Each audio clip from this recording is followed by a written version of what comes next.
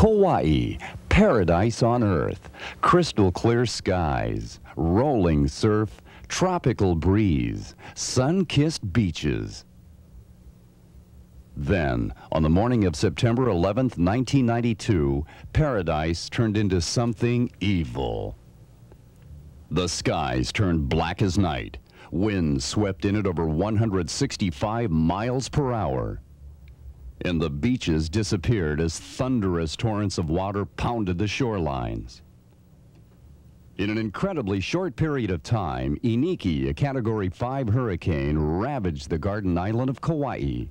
As its eye passed directly overhead, it destroyed over 14,000 homes, buildings, businesses, and resorts, and turned roads into a potentially deadly maze of toppled utility poles, live wires, mud, and shattered bridges. Then, as quickly as it came, Iniki raced into the open sea, leaving utter destruction in her wake. Within minutes of the all-clear announcement, a weak but important signal was being transmitted from the rooftop of what was left of the Kauai County building. The final words, "I've never seen anything as bad as this before," became the catalyst that started a remarkable chain of events for Motorola's sales and service team. That message from Motorola project manager Robin Liu had been anticipated by the Motorola service facility in Honolulu. Knowing that Iniki was on the way, the Motorola team had already begun assembling an emergency communication system with the expectation that it would be needed on a moment's notice. Now, that moment had arrived and the hastily devised contingency plan went into effect. Special clearance was arranged for a Hawaii Air Ambulance aircraft loaded with essential radios and repeaters to leave Oahu for Kauai. Emergency medical communications had to be reestablished to handle the hundreds of injuries that Iniki had inflicted. Back on Kauai, the island was reeling from the effects of the hurricane. Large chunks of shoreline were washed into the sea by the surging tides. Further inland, the shattered remains of homes and lives were strewn over thousands of acres. Once lush forests became leafless wastelands of uprooted trees and shrubs.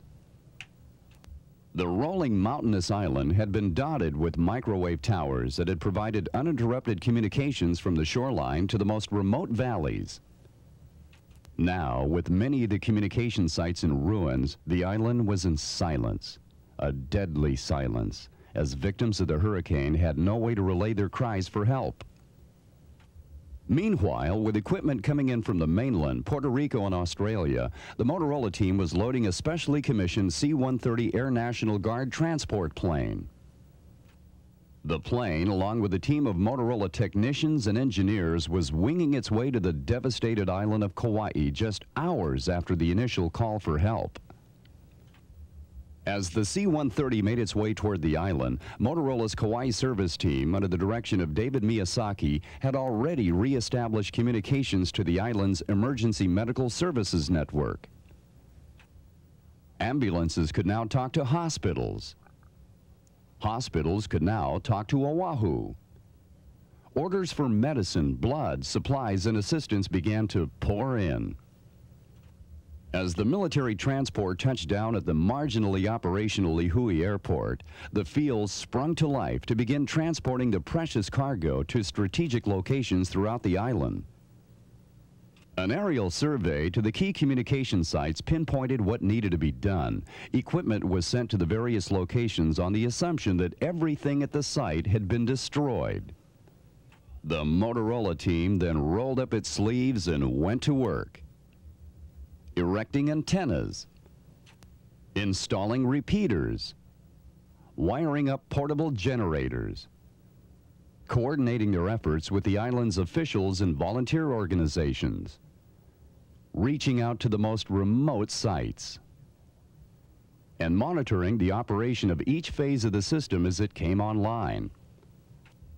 The Motorola team was self-contained. They had brought their own food, water, and sleeping bags. However, the situation soon proved they would have little time for sleep as they worked around the clock. The destruction of Iniki will take years to repair, but during the initial critical hours, the island began talking again. Emergency vehicles were being dispatched. Repair crews were transmitting situation reports. And the island's police and fire departments were responding. And remarkably, at the request of the state of Hawaii, Motorola designed, manufactured, and installed a two-way radio system that would enable the island's primary elections to continue as scheduled, only 7 days after the greatest natural disaster in Kauai's history. We're proud of our Hawaii team of Motorolans who put their personal problems caused by Iniki aside long enough to serve their community. To them, thanks for being there when it counts.